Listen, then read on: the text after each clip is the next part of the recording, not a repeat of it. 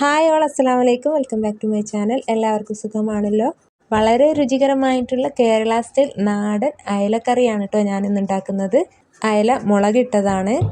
Video ആദ്യമായി കാണുന്നവരുണ്ടെങ്കിലൊക്കെ channel ഒന്ന് subscribe ചെയ്തതിന് ശേഷം കാണാൻ ശ്രമിക്കുക കേട്ടോ. എന്നാൽ നമുക്ക് നേരെ വീഡിയോയിലോട്ട് പോയാലോ. അപ്പോൾ അയല മുളകിടാനായിട്ട് ഞാനിവിടെ 3 അയലയാണ് എടുത്തിരിക്കുന്നത്. 3 അയല ചെറിയ കഷ്ണങ്ങളായി കട്ട് ചെയ്തതാണ്. പിന്നെ ഞാനിതിലേക്ക് ഒരു വലിയ ഉള്ളി ചെറുതായി കട്ട് ചെയ്തിട്ടുണ്ട്, ഒരു തക്കാളി എടുത്തിട്ടുണ്ട്, 2 പച്ചമുളക്, കുറച്ച് പുളി, ഇഞ്ചി, വെളുത്തുള്ളി, കറിവേപ്പില, ഇത്രയാണ് ഞാൻ എടുത്തിരിക്കുന്നത്. അപ്പോൾ ഞാൻ സ്റ്റൗ ഓണാക്കി ഇതുപോലൊരു പാത്രം വെച്ച് കൊടുത്തിട്ടുണ്ട്. ഞാനിതിലേക്കൊരു 3 ടേബിൾ സ്പൂണോളം വെളിച്ചെണ്ണയാണ് ഒഴിച്ച് കൊടുക്കുന്നത്. അപ്പോൾ ഈ എണ്ണ ഇങ്ങനെ ചൂടായി വരുന്ന സമയത്ത് നമുക്ക് അരിഞ്ഞു വെച്ചിട്ടുള്ള ഇഞ്ചി വെളുത്തുള്ളിയൊക്കെ ഇട്ട് കൊടുക്കാം.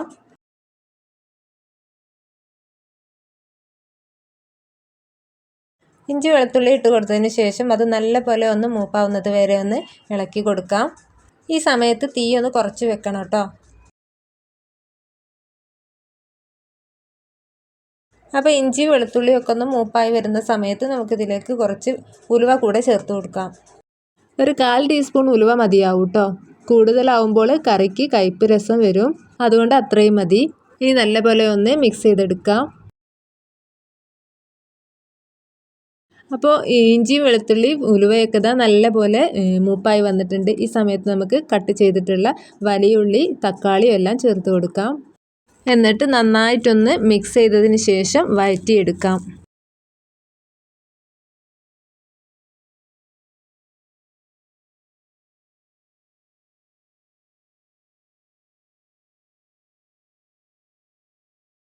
അപ്പോൾ ഇതിൽ ഉപ്പ് ചേർത്തിട്ടില്ലായിരുന്നു, നമുക്ക് കുറച്ച് ഉപ്പ് കൂടെ ചേർത്തതിന് ശേഷം വഴറ്റിയെടുക്കാം.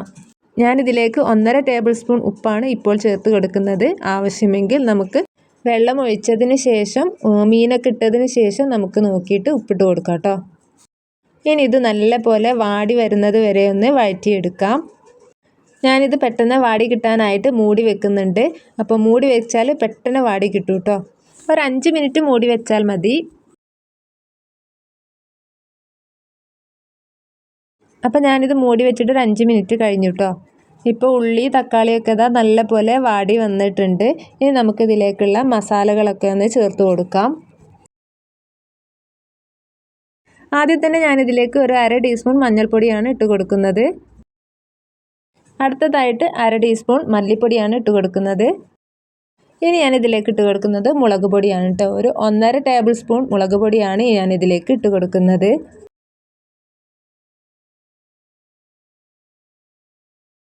അപ്പോൾ ഇത് ഇത്രയും മതി. ഇനി ഞാൻ കുറച്ച് കളറിന് വേണ്ടിയിട്ട് കുറച്ച് കാശ്മീരി ചില്ലി പൗഡർ കൂടെ ഇതിലേക്ക് ചേർത്ത് കൊടുക്കുന്നുണ്ട്.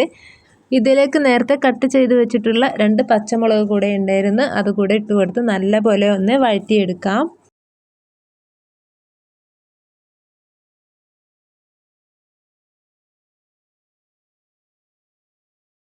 അപ്പോൾ ഈ മസാലയൊക്കെ ഉള്ളിയുമായിട്ട് നല്ലപോലെ യോജിച്ച് വന്നിട്ടുണ്ട്. ഇനി ഞാൻ ഇതിലേക്ക് കുറച്ച് വെള്ളം കൂടെ ഒഴിച്ച് കൊടുക്കുന്നുണ്ട്. അപ്പോൾ ഞാനിതിലേക്ക് ആദ്യം ഒരു ഗ്ലാസ് വെള്ളമാണ് ഒഴിച്ച് കൊടുക്കുന്നത്. എന്നിട്ട് നല്ലപോലെ ഒന്ന് ഇളക്കി കൊടുത്തതിന് ശേഷം കുറച്ചുകൂടെ ഒഴിച്ച് കൊടുക്കാം. ഞാൻ ഈ കറിയിൽ 1/2 ടീസ്പൂൺ പെരുംജീരകപ്പൊടി കൂടെ ഇട്ട് കൊടുത്തിട്ടുണ്ടായിരുന്നു കേട്ടോ. ഞാനത് വീഡിയോ എടുക്കാനായിട്ട് വിട്ടുപോയതാണ്.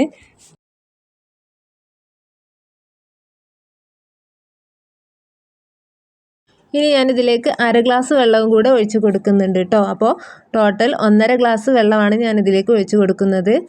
അപ്പോൾ ഞാൻ ഇത്രയും വെള്ളം ഒഴിച്ച് കൊടുക്കുന്നത് എന്താണെന്ന് വെച്ചാൽ പുളി ഞാൻ പിഴിയാതെയാണ് ഇട്ട് കൊടുക്കുന്നത്. അപ്പോൾ പുളി ഇതിൽ കിടന്നിട്ട് തിളയ്ക്കാൻ വേണ്ടിയിട്ടാണ് കേട്ടോ ഞാനിങ്ങനെ ചെയ്യുന്നത്. പുളി പിഴിഞ്ഞിട്ടാണ് ഒഴിക്കുന്നതെന്നുണ്ടെങ്കിൽ വെള്ളത്തിൻ്റെ അളവ് കുറച്ചാൽ മതി. അപ്പോൾ ഞാനിതവിടെ ഇത്രയും പുളിയാണ് ഇട്ട് കൊടുക്കുന്നത്. ഇനി ഇത് വെള്ളത്തിൽ കിടന്ന് തിളയ്ക്കാനായിട്ട് നമുക്ക് മൂടി വെച്ചിട്ട് തിളപ്പിച്ചെടുക്കാം. ഈ പുളിക്ക് പകരം കൊടംപുളി വേണമെങ്കിലും ഉപയോഗിക്കാവുന്നതാണ് കേട്ടോ.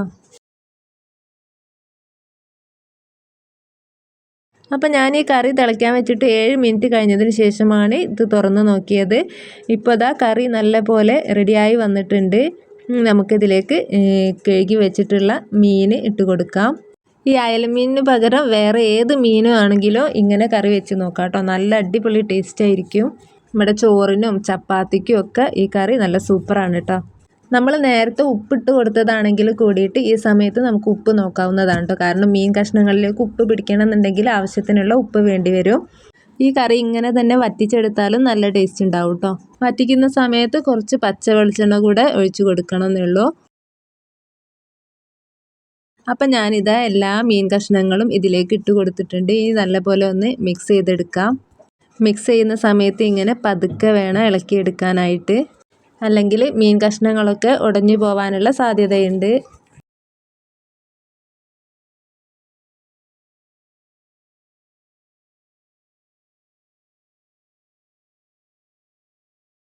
ഇനി ഞാനിതിന് മുകളിലായിട്ട് കുറച്ച് കറിവേപ്പില കൂടെ ഇട്ട് കൊടുക്കുന്നുണ്ട്. അതിനുശേഷം ഒരു 2 മിനിറ്റ് നമുക്ക് മൂടി വെച്ച് വേവിച്ചെടുക്കാം.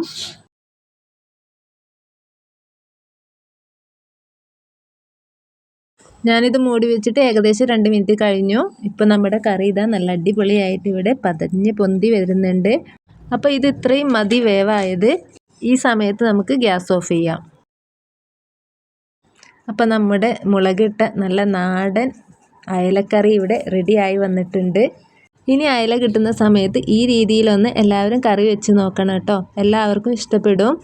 ഇത് വഴറ്റി വെക്കുന്നത് കൊണ്ടിട്ട് തന്നെ നമുക്ക് ഇനി ഇത് എക്സ്ട്രാ ഒന്ന് വറവിടേണ്ട ആവശ്യമൊന്നുമില്ല. അപ്പോൾ ഇത് ഇത്രയും മതി. ഇനി നമുക്ക് ചൂടാറിയതിന് ശേഷം ഒരു പാത്രത്തിലേക്ക് മാറ്റാവുന്നതാണ്. അപ്പോൾ എൻ്റെ ഇന്നത്തെ റെസിപ്പി എല്ലാവർക്കും ഇഷ്ടമായിട്ടുണ്ടാവുമെന്ന് വിചാരിക്കുന്നു. ഇഷ്ടപ്പെട്ടാൽ ലൈക്കും സബ്സ്ക്രൈബും ചെയ്ത് സപ്പോർട്ട് ചെയ്യുക. കൂടാതെ തൊട്ടടുത്തുള്ള ബെല്ലൈക്കണും കൂടി ഒന്ന് മറക്കാതെ പ്രസ് ചെയ്തേക്കണം. എന്നാൽ മാത്രമേ ഞാൻ അപ്ലോഡ് ചെയ്യുന്ന വീഡിയോസ് നിങ്ങൾക്ക് ലഭിക്കുകയുള്ളൂ. അടുത്ത ദിവസം തന്നെ പുതിയൊരു റെസിപ്പിയുമായി വരുന്നത് വരേക്കും എല്ലാവർക്കും ബായ്.